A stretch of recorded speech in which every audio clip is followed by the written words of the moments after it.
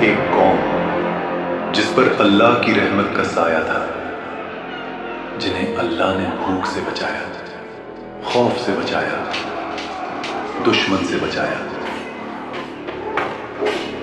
اور ہر مشکل میں اپنی مدد کا احساس دلایا۔ پھر اللہ نے انہیں صرف ایک امتحان دیا۔ امتحان چھوٹا تھا لیکن صبر سے بھرا ہوا۔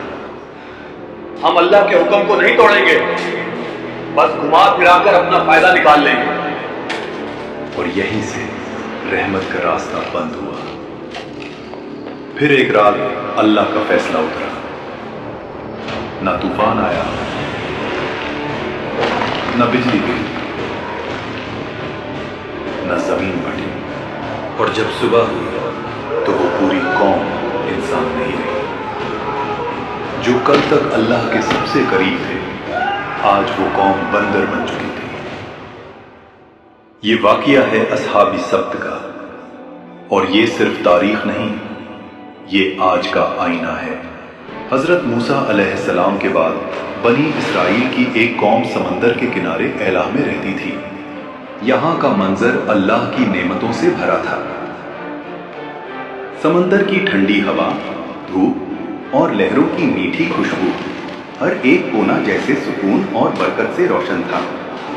یہ لوگ اللہ کے نام سے واقف تھے، اس کے احکام جانتے تھے، لیکن دلوں میں ایک پرانی عادت زندہ تھی۔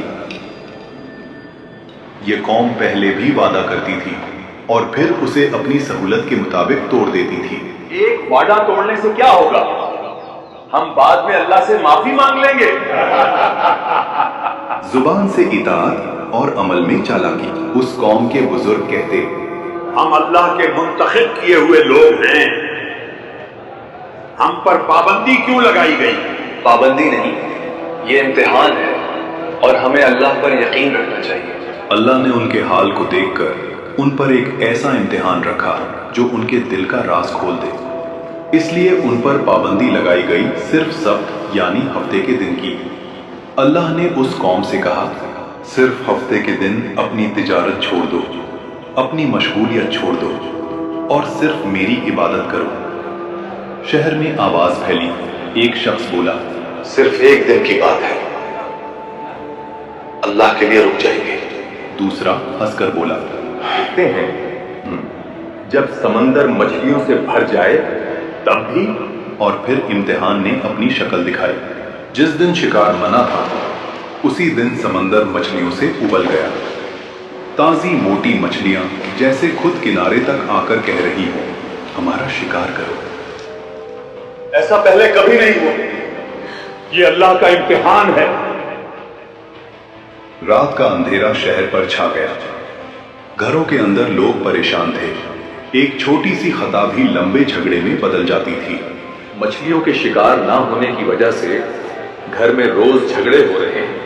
تبھی ایک خاموشی میں شیطان نے ان کے دلوں پہ حملہ کیا۔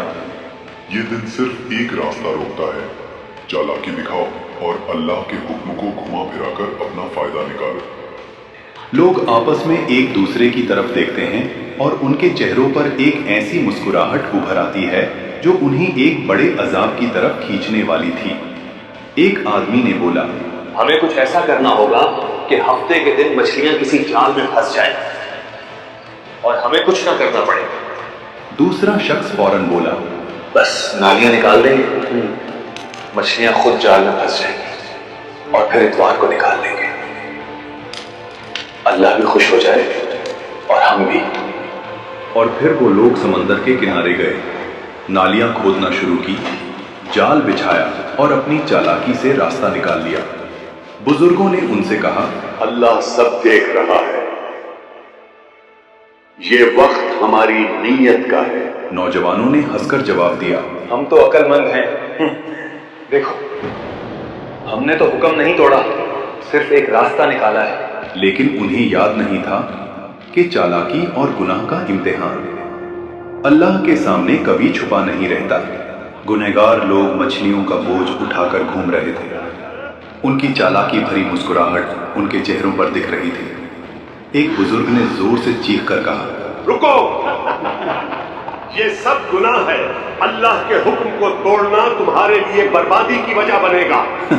उन्होंने हंस के जवाब दिया, हम तो सिर्फ अपनी अकल से काम ले रहे हैं, हफ्ते के दिन तो शिकार किया ही नहीं। बाजार के कुछ लोग कहते, इनके चेहरे देखो, लगता है ये समझते हैं कि अल्लाह को धोखा दे रहे हैं, मगर हकीकत ये है अल्लाह सब देख रहा है। ये गुनाह का सिलसिला खुद उन्हें बर्बाद कर देगा। मछली मिले या ना मिले, हमारा इंतजाम तो हो जाएगा। हमारी अकल से मछलियां मिलना शुरू हो गई हैं।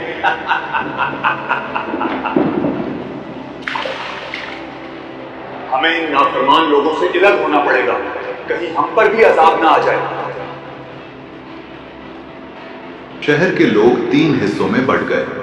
पहला हिस्सा गुनहगार, वो लोग जो चालाकी और हीला साजी में लगे हुए थे और खुद को बहुत अक्लमंद समझते थे। दूसरा हिस्सा नेक लोग, वो जो चीख चीख कर सबको रोक रहे थे और हर किसी को अल्लाह के अजाब का खौफ समझा रहे थे। तीसरा हिस्सा खामोश लोगों का, वो लोग जो न रोक रहे थे, न समझा रहे थे, सिर्फ देख रहे थे। एक आदमी बोला, हम तो सिर्फ देख रहे हैं, अल्लाह की रहमत उनके साथ है या नहीं। जब बाकी लोग उन गुनहगार लोगों को दीवार पर चढ़कर देखते तो वो लोग दावत उड़ा रहे थे, मछलियां खा रहे थे, हंस रहे थे। हम दावत उड़ा रहे हैं जबकि दूसरे भूखे मर रहे हैं। नेक लोग कहते, हमने कितनी दफा समझाया, फिर भी ये लोग अपने गुनाह में इतने पुरअज़्म हैं। ये नाफरमानी नहीं बल्कि हमारी अकल का नतीजा है। अल्लाह हम पर मेहरबान है।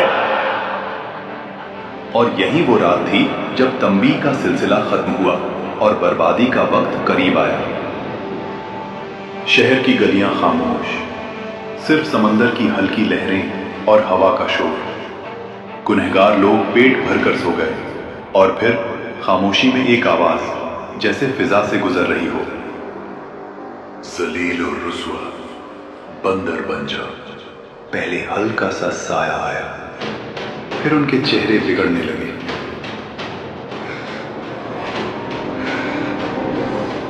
उंगलियां लंबी और पंजियों जैसी हो गई, हाथों और पैरों पर बाल उभरने लगे, सांस की आवाज तेज हो गई। एक आदमी बोलता है, ये क्या हो रहा है? हम इंसान नहीं रहे। लोग चीखना शुरू कर देते हैं, एक दूसरे को पुकारते हैं, मगर उन्हें सुनने वाला कोई न था। और जब सुबह हुई तो शहर में खामोशी थी। नेक लोगों ने जब देखा कि गुनहगार लोग कहीं दिख नहीं रहे तो उन्होंने दीवार पर चढ़कर देखा। नीचे इंसान नहीं, सिर्फ बंदर थे, वही पुराने इंसानी कपड़े, लेकिन अंदर से जानवर। ये खबर पूरे शहर में फैल जाती है। अल्लाह ने हफ्ते के दिन शिकार करने वालों को बंदर बना दिया। जब लोग वहां पहुंचकर ये अजाब का मंजर देखते हैं तो उन्हें यकीन नहीं आता। वो कहते हैं, ये कैसे मुमकिन हुआ? क्या ये वाकई मेरे रिश्तेदार हैं? बंदर अपनी आंखों से इशारा करता है। एक बंदर अपने रिश्तेदारों के कपड़े पकड़कर रोता है। वो आदमी उनसे कहता है, क्या हमने तुझे अल्लाह के अजाब से नहीं डराया था? और रिवायत में आता है कि ये अजाब इतना शदीद था